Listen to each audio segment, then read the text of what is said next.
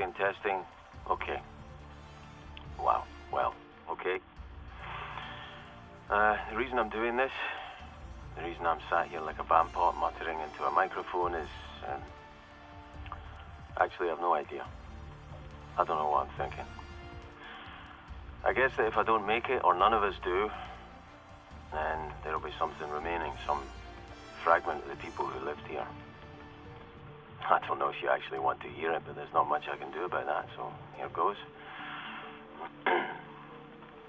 I was born in 2005, and, well, I suppose it doesn't matter where I came from.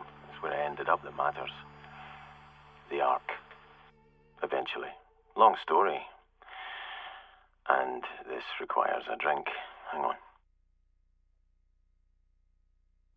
You cannot imagine, at least I hope you can't imagine the panic when the seas rose. It wasn't like a huge tsunami swept in carrying all before it. Just the tides got higher. The weather got more extreme. Droughts, then floods and storms. Lots of storms. Pushing waves inland and up tidal estuaries. And then the freshwater table started getting all contaminated with the seawater. And then crops began to fail. Not all at once. It wasn't like Sunday it was fine and Monday nothing grew. It took a while. But eventually, after a few years of this creeping change, everyone realized it wasn't going to change back, Things were changing for good. For keeps, that is, and not for the better. Certainly not for the better. So everyone starts heading for higher ground. I mean, literally as well as metaphorically. But it turns out that a lot of the most fertile agricultural land is very near sea level, or, as we soon found out, at sea level, or was often completely covered by the damn sea. And they tried new crops, and it didn't work so well.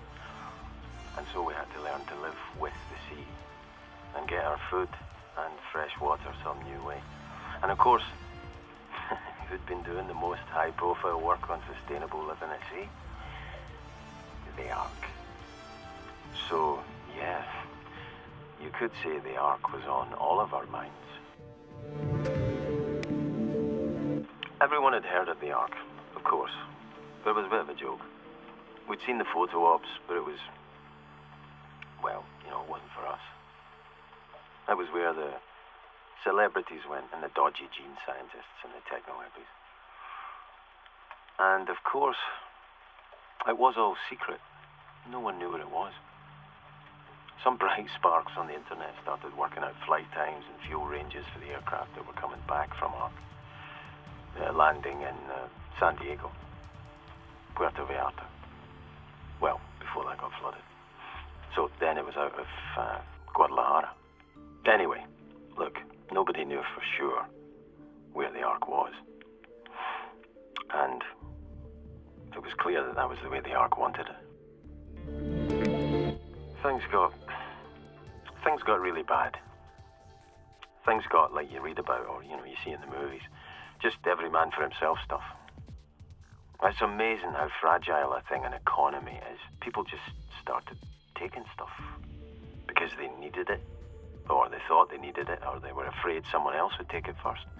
And when you can't keep your own stuff because it's yours, you end up having to, like it or not. It was just really bad. But I only did what anyone else would do, just before they'd thought to do it. What can I tell you? I'm a survivor. You know that phrase, law and order?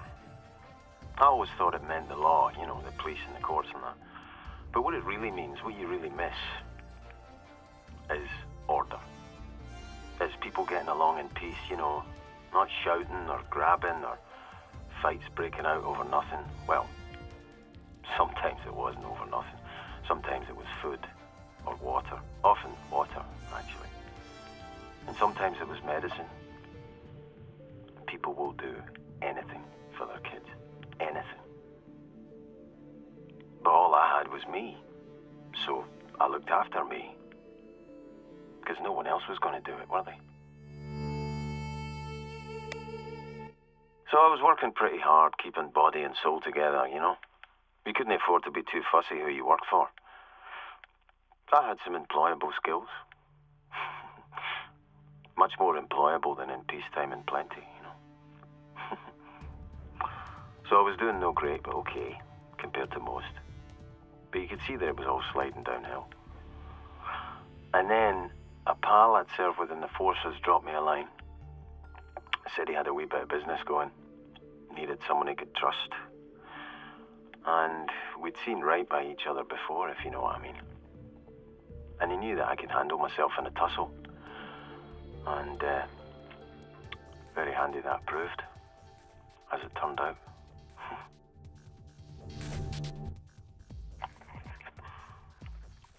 Well, where was I? Oh, yeah.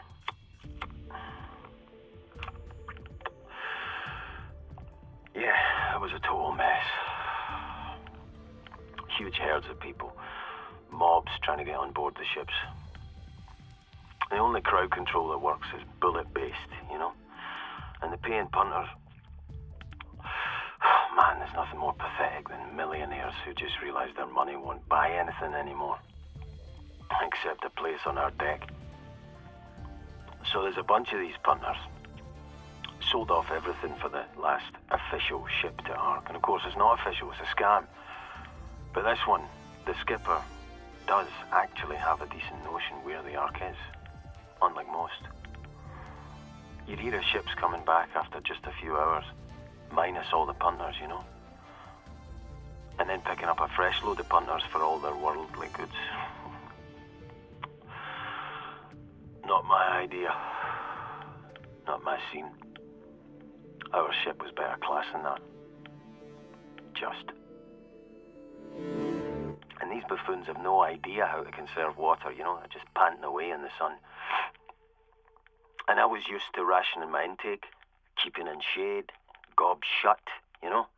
So when the punters start complaining and getting rowdy, they're already half beat anyway. We just had to give them a few light taps to calm them down, you know.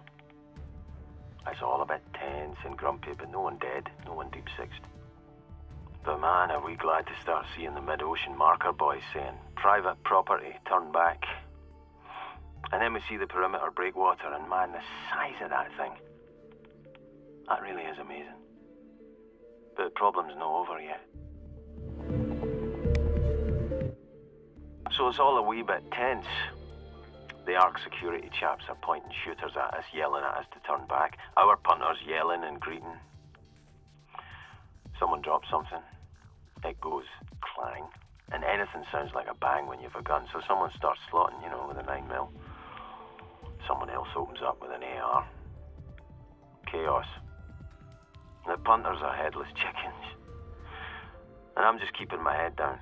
But I'm also making sure no one else gets hurt, you know. Pulling them behind cover, giving them a wee tap, just to quieten them down.